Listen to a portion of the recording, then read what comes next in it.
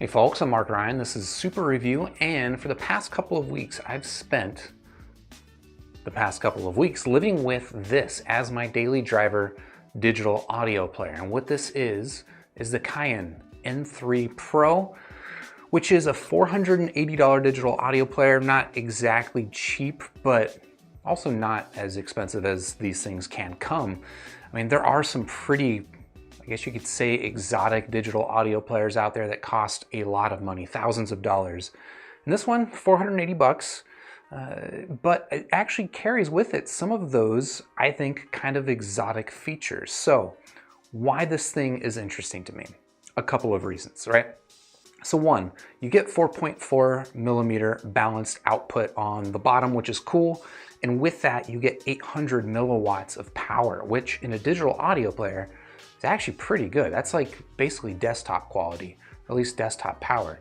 And then the other thing that's really interesting about this player is it's got a little bit of a trick.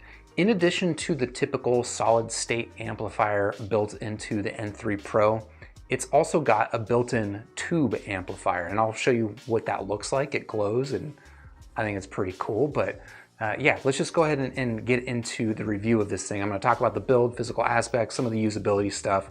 Well, of course, we'll talk about how it sounds. So, take a look here at the Cayin N3 Pro. We'll do a little quick tour of it. Actually, real quick, let me... Well, no, I think we're just going to have to do the tour here live. So physically in the hand, it's a little bit on the large side, but it's also not that large. I guess it kind of depends on your reference. I usually use a Sony A105, and I find that, well, this is obviously a little bit larger than that, but it's not too bad.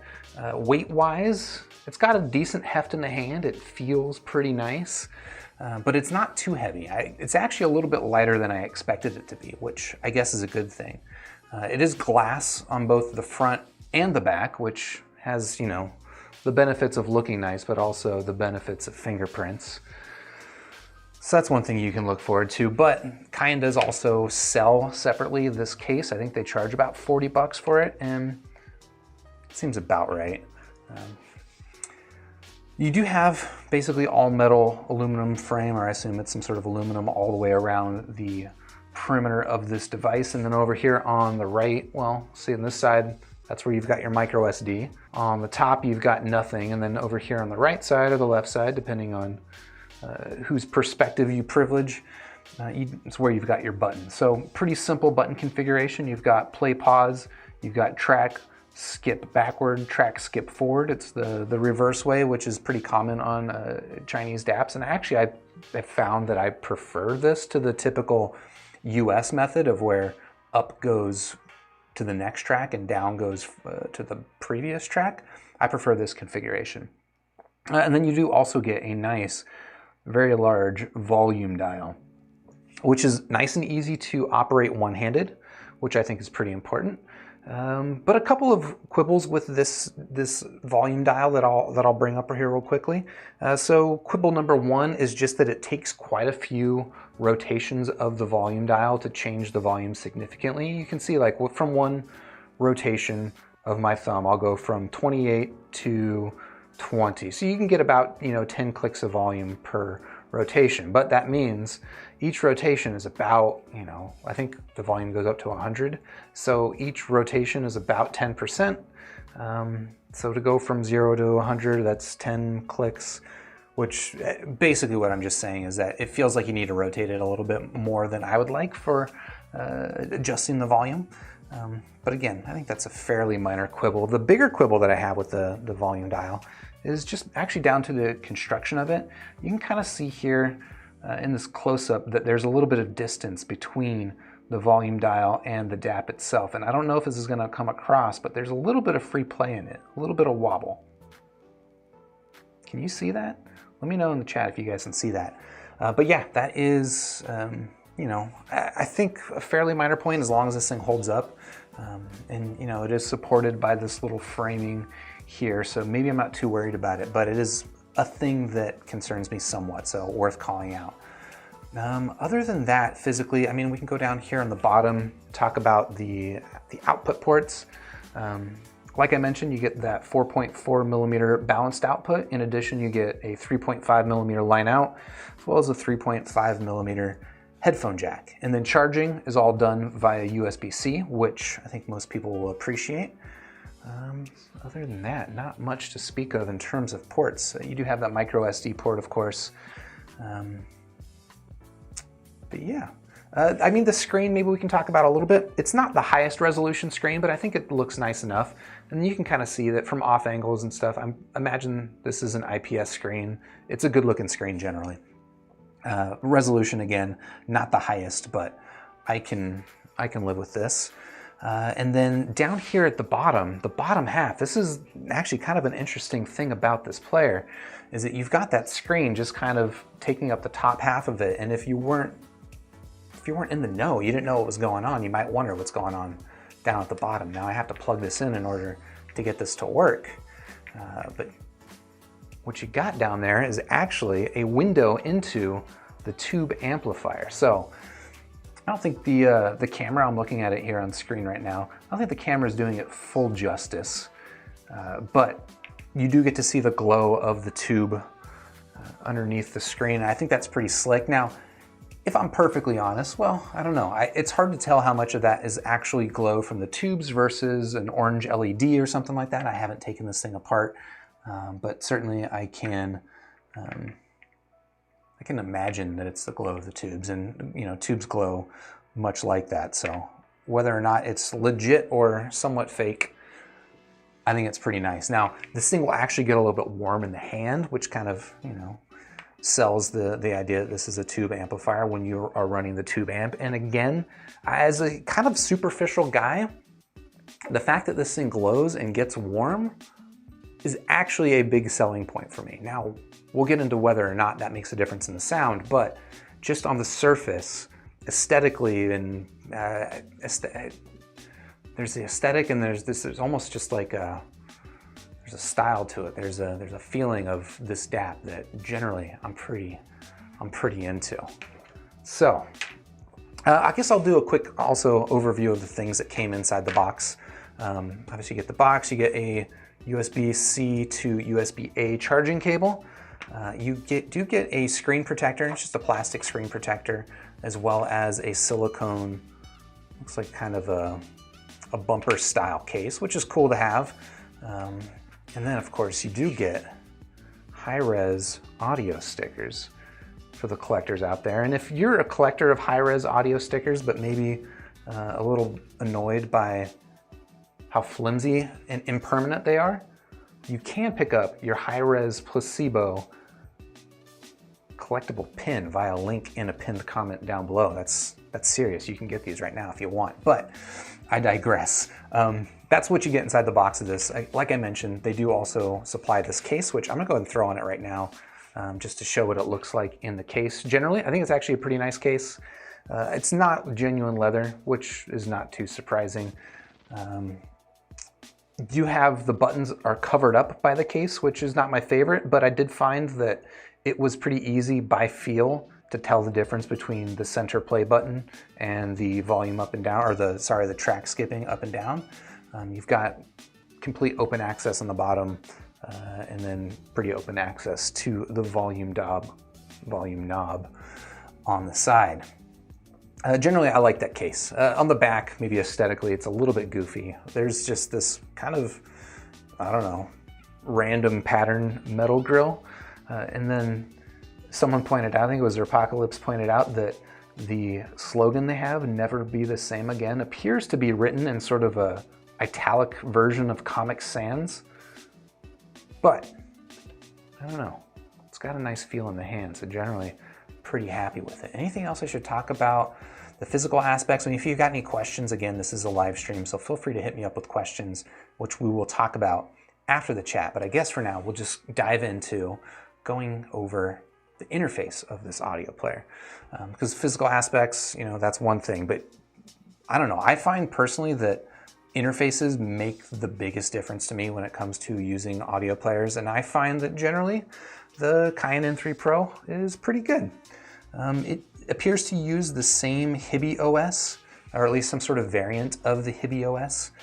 which means that, let's see, we'll go into some of our lists, right? Scrolling and stuff is pretty fast.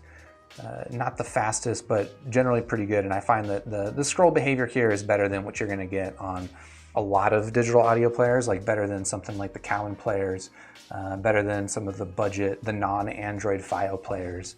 I'm generally pretty happy with that kind of stuff. So you start from this home screen, and from here you have access to different organizations of your music. You know, if you don't have your music properly tagged with ID3 tags, you can just browse the folders directly. And you can also scan your music. Otherwise, if you've got your ID3 tag set up, obviously it's going to break it up into artists, albums, and then playlists, which I actually don't think I have any playlists. I'm not much of a playlist person. Other things to call out on this home screen, and basically from any other screen, you have access to a couple of different menus that slide in. There we go. So if you slide in from the bottom, you have access to the settings screens, and they break the settings into two different screens. There's music and system settings. System settings, you've got access to Bluetooth, right? This thing does have Bluetooth and Wi-Fi built into it, and we'll talk about that function a little bit later. Set your language, time settings. Pretty common stuff here, including like how long you want it to wait between powering itself down. And then in the music settings, here's where you have access to some things like the DAC filters as well as equalizer settings. And I'll go into the equalizer real quick just to show that it does have a 10-band equalizer.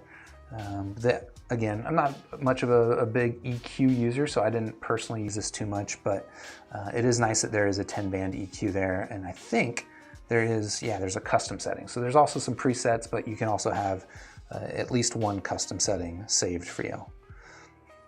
The other thing that you get on the screen is you can pull down from the top and you get access to a different set of menus. So now here's where you can pretty easily toggle between different gain settings. They've got both low, they've got medium gain as well as high gain. So there's 3 settings there, which is cool. Here's where you can also toggle on and off the tube amplifier, which I mentioned is not all, this thing supports both tube and solid state amplification. And here's where you can change that. You can change how your line out functions and turn on and off Bluetooth and some other stuff here. But primarily I use this to access the tube amplification option. Let's see.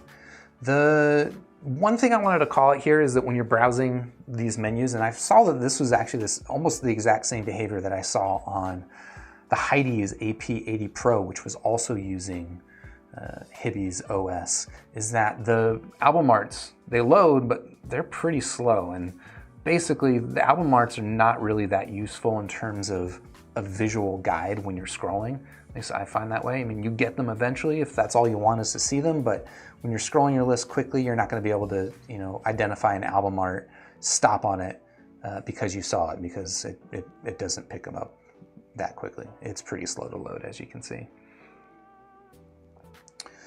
Once you go into an album and you play, this is actually a little bit of a quirk, is that once you start playing a song, most other digital audio player operating systems will take you to sort of a now playing screen, and the N3 Pro does not. In order to get to that now playing screen, this is what I thought you had to do, was back out, go back to here, and then you get a preview of it, and then you can tap into it and get to that now playing screen. But that's actually not the only way in. So let's say I started playing some Kate Bollinger. I want to see that album art larger. There is actually a touch sensitive button down here at the bottom that will take me to that now playing screen. There was also, let's see, where can I find it? There is, that was actually worth calling out, is there's actually a search function built into the browser. Curiously and kind of adorably, it uses a T9 keyboard. Let's see, how do we get that to show up? There we go. If you remember texting with one of these, not a function I used a ton, but it is actually cool to see that it remembers a history of past searches. So if there's something that you search often, you'll be able to get back to that stuff pretty quickly. I think that's pretty cool. Let's see, any small other minor quibbles with the operating system? I mean, just generally, let's go back into this screen, right? I'm holding this device in my right hand like this, and the back button is all the way up here on the top left, so it's a bit of a reach. Generally, I found that I had to readjust my hand, and that might seem like a pretty minor quibble, and frankly it is, but a thing worth calling out, and just, you know, people getting used to using large phones anyway, so maybe not so much of a big deal, but I would have liked to have seen some sort of functionality down here in this region that would allow me to navigate that way, like, you know, a swipe function or something like that. And then the other thing I was going to call out, this is probably my biggest complaint with the UI in general too, and as this is my biggest complaint, say that I generally actually quite like the UI, but one issue I have is that you're not actually able to listen to all albums. Basically, you can't listen to all songs from an artist, right? You can go into artist, you can navigate to an album, and you can play through that album's tracks, but from the artist selection, there's no like all songs option. And a lot of the times I will find that I like to, you know, maybe I just want to shuffle songs by Khruangbin. That's not really a thing that's supported here. I think to be able to do that, I would have to go into here. You can actually individually select the files and create a playlist with those songs, and then you can go in and play your playlist, but for the way that I use that sort of function, not actually a thing that I typically use. Some other oddities, actually a couple, let's see, two more small oddities. All right, so one, I showed that there was an equalizer. Interestingly, apparently the equalizer doesn't work when listening to high-res audio. Apparently it was some sort of limitation of the processor in this thing. Now, for me, that's not a big deal because one, I don't use EQ that much, and two, most of my music is 16-bit and not high-res, and I'm okay with that. But definitely a thing worth knowing if you are a high-res audio player and you use EQ. Definitely something you should consider for sure. And then the other thing that I was gonna, again, minor complaint about, is I don't like that the volume takes over the screen entirely when you change it. Like, I've already got a readout of the volume up here in the upper left. I don't need the entire screen to be a readout of the volume when I change it. Again, that seems to be a quirk of HibiOS. Cayin is not the only HibiOS user that does that, but while I'm here complaining about little things, that's one of them. Let's see, battery life. Cayin claims about 11 hours of battery life, or maybe 9 hours of battery life if you're using the tube amplifier, so it does change. And that seemed to be about right for me. I would get through about 2 days of listening in between charges, depending on whether or not I use this to go to sleep. Like, I'll sleep with IEMs a lot of the times. And if I do that with the Cayin N3Pro, I found myself charging it every single day. But if I used it not as a sleeping digital audio player and just sort of during my normal day, I could get about 2 days out of this thing. So not terrible. In fact, when it comes to audio players that have this kind of power, 11 hours is actually pretty decent, but definitely not the highest battery power. Another thing that was a little bit annoying, battery related, is that to maximize battery power, I have this thing power itself off after being set aside for, I think, an hour.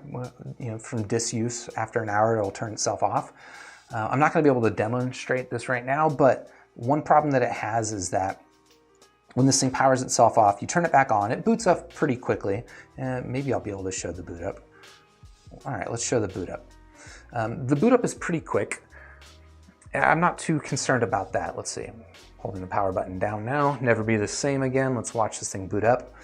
So yeah, the boot up time is pretty quick, but one problem I have is that when you boot up from cold start like this, it doesn't remember the last place that you were in a song, right? So now you can see down here, rather than showing me the last song that I was playing, this thing is just kind of reset itself to a default state, and so I have to then navigate back to what I was listening to, which I think was Kate Bollinger or something like that.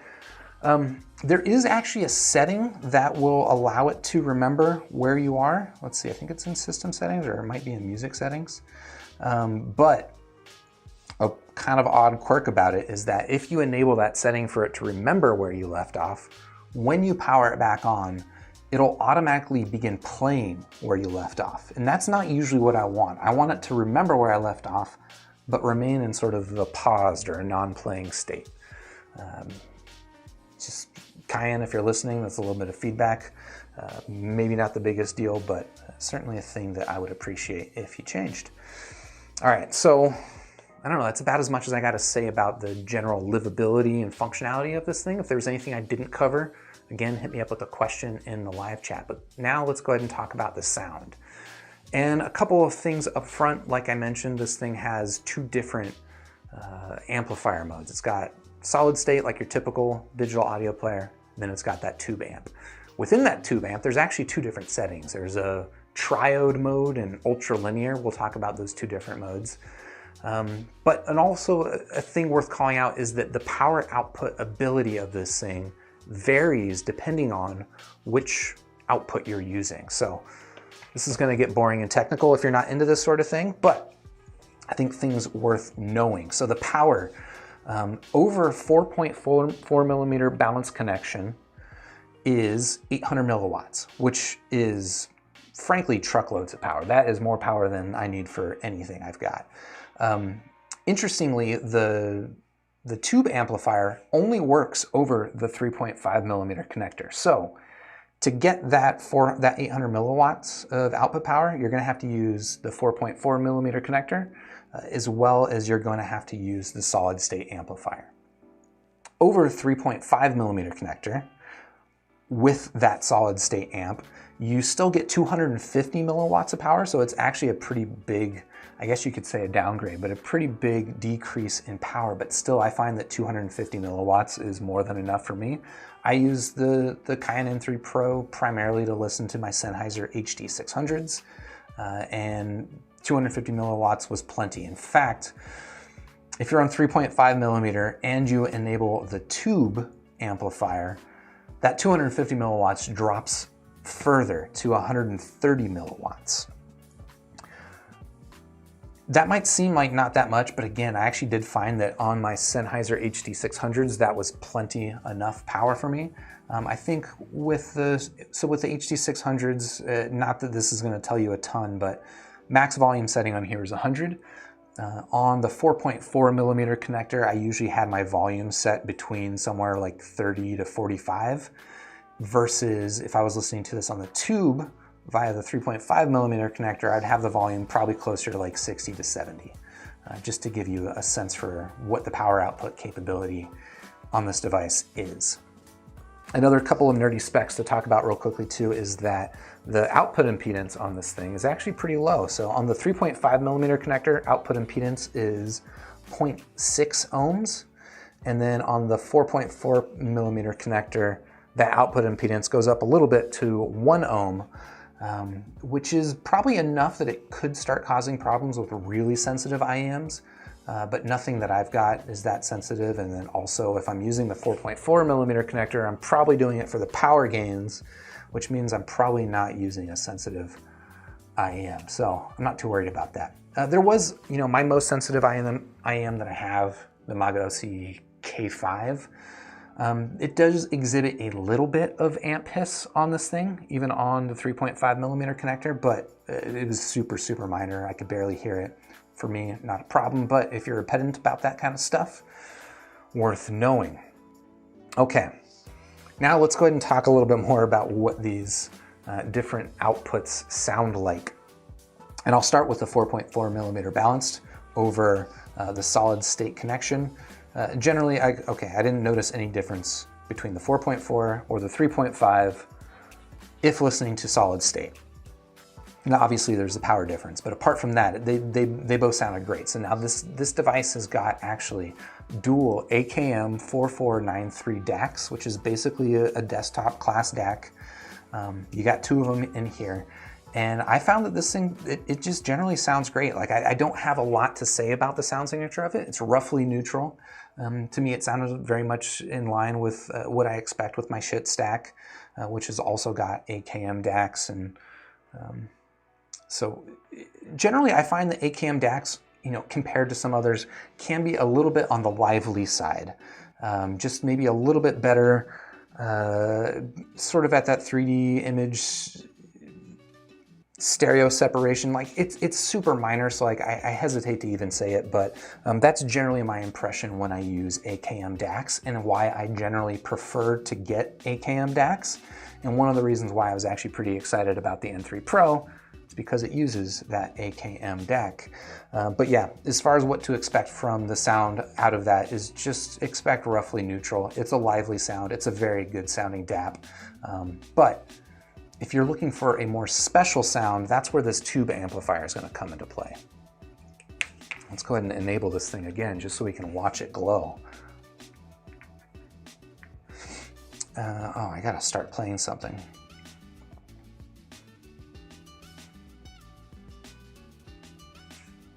There we go.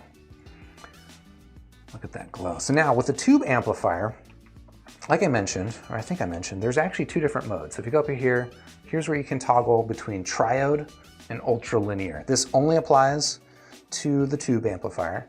And the triode mode, I think, is just kind of the default. This is what most people kind of expect from a tube amplifier sound. I was actually kind of curious the way that Cayin describes the tube amplifier in triode mode. Let's see, what are the words they use? I wrote it down. They said that the stage tightens up and the mid-range becomes more up front. I actually kind of found the opposite, actually. At least the words that I would use. I found that with the triode tube, the upper mid-range on this gets relaxed a little bit. I found the treble also gets relaxed a little bit. Generally, I think that it sounds a little bit more laid back on the tube amplifier versus the solid state. And maybe even a little bit softer of a sound, but surprisingly, the 3D depth of the music I found actually increased on the tube amplifier. So despite all those things that, in my experience, typically would reduce the definition and separation in music, I found that even though the tube amplifier is a softer sound, a more laid back sound, it did actually seem to me to be a more enveloping 3D sound. And I like that. Now when you switch over to the ultra linear mode, I found that this was a much more aggressive sound versus the triode sound. This to me, I mean, tonally, it basically sounded more like the solid state, like it just kind of sounded roughly neutral, I guess you could say. But it did have a little bit of an aggressive edge to it, and it still carried some of that staging characteristics of the tube amplifier or in the triode mode. But basically, I think the ultra linear, it's going to give you some of that staging benefit of the tube amp, but without the warmth that you get in triode mode. Whether or not that's a thing you want, I don't know. I personally found it a little bit too aggressive, and I didn't, frankly, use the ultra linear mode very much. That said, it did actually work well with some music that I've got that's just not that well recorded. This is not a good example, but I think you know, I've got some albums by Blind Guardian that frankly are not mastered that well. And they actually, I found, sounded surprisingly decent when listening to the tube in ultra linear. Like it just adds a little bit of extra definition to the poorly mastered tracks that made them, just kind of push them over the edge in terms of being that much more enjoyable. So that's about as much as I got to say about the Cayin N3 Pro.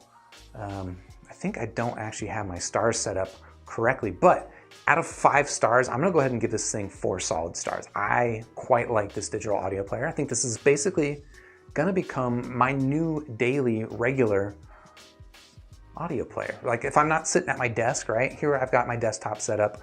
I wanna listen to my Sennheisers.